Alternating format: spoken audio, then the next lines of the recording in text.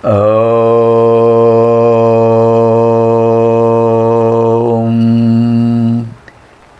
శ్రీ గురుభ్యో నమః.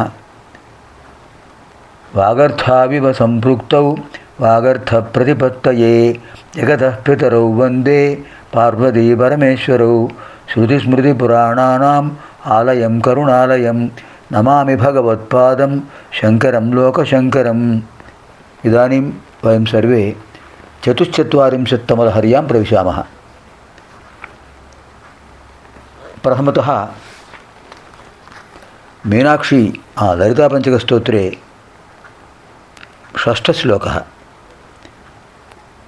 ఫలశ్రుతి.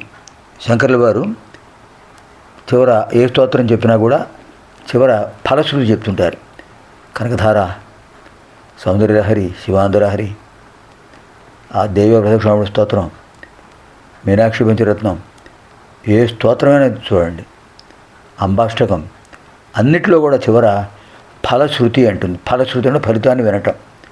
ఈ శ్లోకాలు చదవడం వల్ల కానీ వినడం వల్ల కానీ ఎటువంటి ఫలితం వస్తుంది.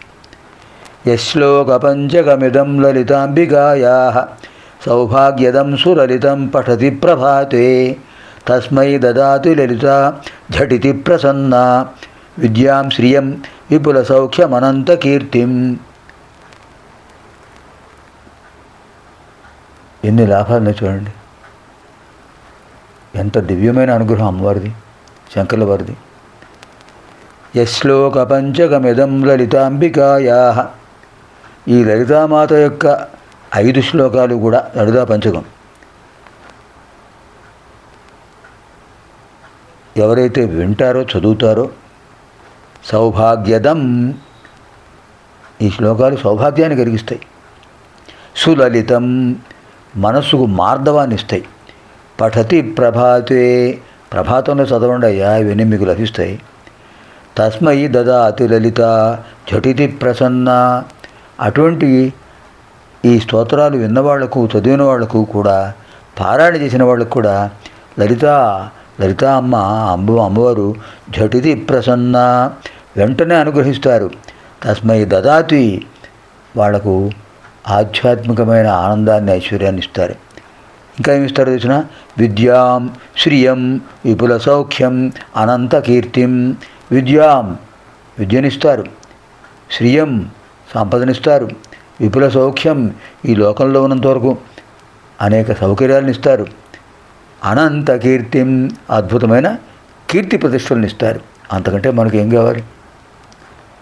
తప్పనిసరిగా మనం అందరం లలితా పంచకాన్ని విందాం, చదువుదాం, పారాయణ చేద్దాం. యశ్లోక పంచకమిదం లలితాంబికాయాః సౌభాగ్యదం సులలితం పఠతి ప్రభాతే తస్మై దదాతి లలిత ఝటితి ప్రసన్న విద్యాం శ్రియం విపుల సౌఖ్యమనంత కీర్తిం. ఇది శ్రీమచ్చంకర భగవత్పాదాచార్య విరచితం లలితా పంచకం. ఇదానీం చతుశ్చత్వారింశత్తమలహర్యాం ప్రవిశామः. ఇప్పుడు 44వ లహరిలో ప్రవేశిస్తున్నాం. ఇక్కడ ఛందస్సు మారింది. దీన్ని ఆర్యావృత్తం అంటారు. కరలగ్నమృగ కరీంద్రభంగ ఘనశార్దూల విఖండనోస్తజంతు గిరిశో విశదాకృతిశ్చేత కుహరే పంచముఖోస్తి మే కుతోభి. సంస్కృతంలో చాలా విశేషమైన ఛందస్సు ఆర్యావృత్తములు, ఆర్యా ఛందస్సు అంటారు. అటువంటి ఆర్యా ఛందస్సు మనకు తెలుగులో కందపద్యం ఉంటుంది. ఆ కందపద్యం ఎంత సులభంగా ఉంటుందో సంస్కృతంలో ఆర్యా ఛందస్సు అంత బాగుంటుంది. కరలగ్నమృగ కరీంద్రభంగ ఘనశార్దూల విఖండనోస్తజంతు గిరిశో విశదాకృతిశ్చేత కుహరే పంచముఖోస్తి మే కుతోభి. కరలగ్నమృగ, చేతిలో స్వామివారికి ఏముంది? జింక ఉంది. చేతిలో జింక ఉంది. కరీంద్రభంగ, గజేంద్రుణ్ణి ధ్వంసం చేసేసాడు ఆయన. గజాసురుణ్ణి సంహరించేశాడు. కృష్ణావతారంలో గజేంద్రుడిని రక్షించాడు. ఇక్కడ గజాసురుణ్ణి సంహరించాడు. శివావతారం. ఘనశార్దూల విఖండన పెద్ద పెద్ద పులులు, అవన్నీ వ్యాఘ్రాసురుడి రూపంలో వచ్చాయి. ఆ వ్యాఘ్రాసురుని చంపావు కదా స్వామి. వ్యాఘ్రాసురుని సంహరించి ఆ వ్యాఘ్ర చర్మమే ధరిస్తున్నారు మీరు. అస్తజంతు, సమస్తములైన క్రూరమృగాల్ని సంహరించేశారు. సమస్త జీవులను కూడా లయింపజేస్తారు కదా. అద్భుతమైన గిరిశ, గిరిశేతే ఇది గిరిశ, గిరియందు శయనిస్తుంటారు స్వామి. విశద ఆకృతిశ్చ, విశద ఆకృతి, స్వచ్ఛమైన ధవళమైన వర్ణం కలిగిన వారు. పంచముఖ, పంచముఖ, పంచముఖ, పంచముఖాలు ఉన్నాయండి స్వామివారికి. సద్యోజాతం, వామదేవం, అఘోరం, తత్పురుషం, ఈశానం, పంచముఖాలు. అటువంటి పంచముఖుడు స్వామి. ఇక్కడ పంచముఖ అంటే సింహం, పంచాస్యం, దానికి కూడా విశాలమైన ముఖం ఉంటుంది కనుక పంచాస్య అంటారు.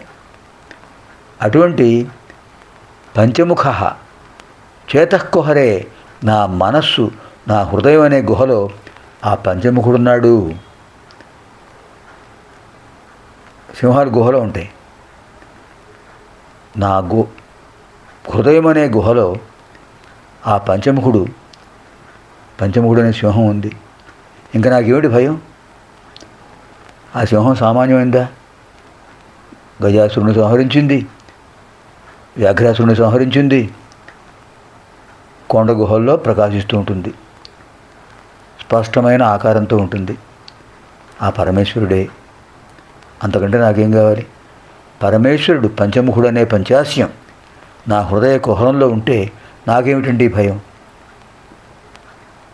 దుష్ట మృగాలు, దుర్గుణాలు, దుష్ట భావనలు అనేటటువంటి మృగాలన్నీ ఎక్కడా ఉండవు. అన్నింటినీ స్వామి ధ్వంసం చేసేస్తారు.